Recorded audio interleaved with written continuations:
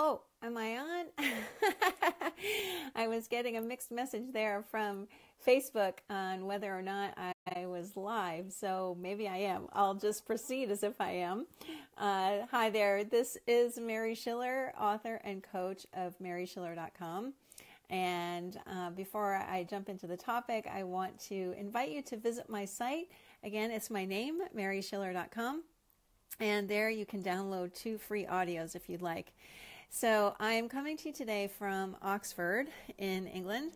I am here visiting my daughter, and we were going to do a bunch of fun stuff while I was here, but she came down with the flu a few days ago. So I am kind of taking it easy here with her, and I may go out this afternoon and do a little exploring on my own, as I did a little bit yesterday.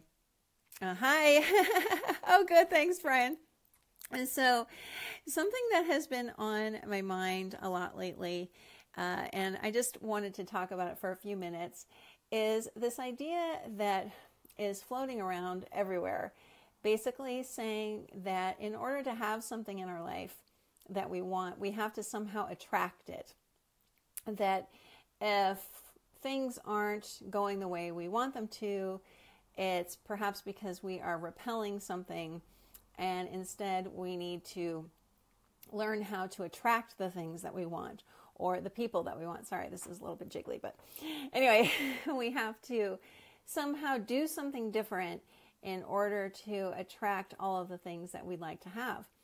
And as I have gotten more and more, I guess, in depth in this understanding of what these 3 principles point to, it looks more and more ridiculous to me that we would ever think we had to attract something, because the way it looks to me is that human beings, just by virtue of being born, already have everything.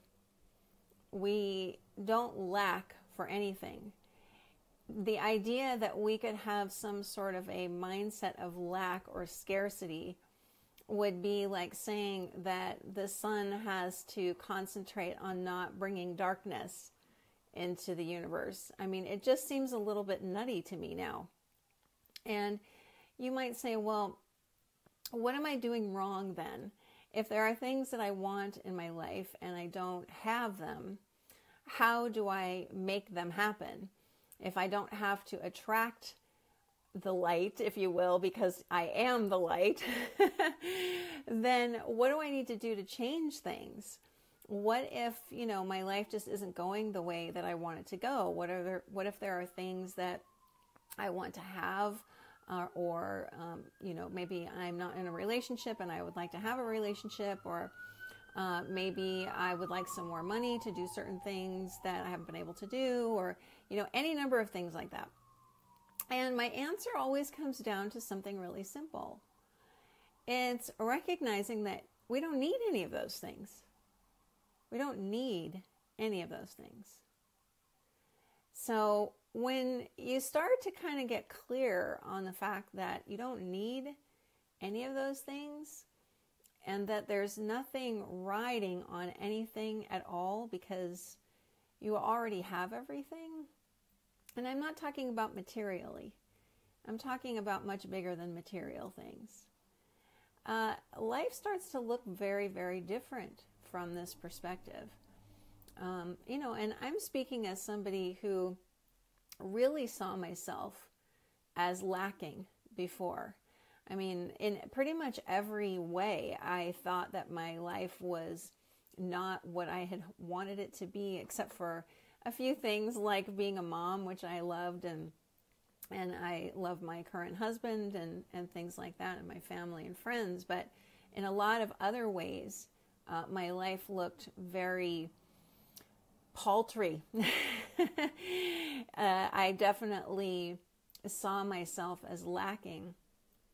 And it was amazing to me how quickly, after coming across these 3 principles and even just seeing a tiny glimpse of what they were pointing to, particularly the principle of mind, that I realized that I had everything all along, sort of like Dorothy in The Wizard of Oz, you know.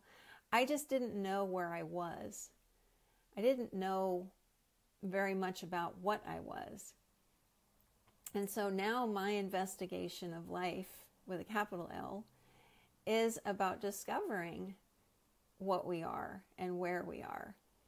And if along the way I can have some fun with money, or I can travel, or I can have wonderful relationships, well, that's cool. But nothing is riding on those things. Those don't have any impact on what you and I actually are. So I don't know if this is making sense, but I think I'll close by just saying that, you know, life can look very real to us, real with a capital R. You know, we can have all kinds of experiences, and we can have all kinds of circumstances we find ourselves in, and everything can look very real. But there is a reality beyond the one that exists from thought to thought that we're having. And that's what I would encourage you to explore, particularly if it seems like something is missing in your life, because you will soon discover that nothing is missing, and nothing was missing, and nothing could ever be missing. So with that, I will leave you today and go back to tending my ill child.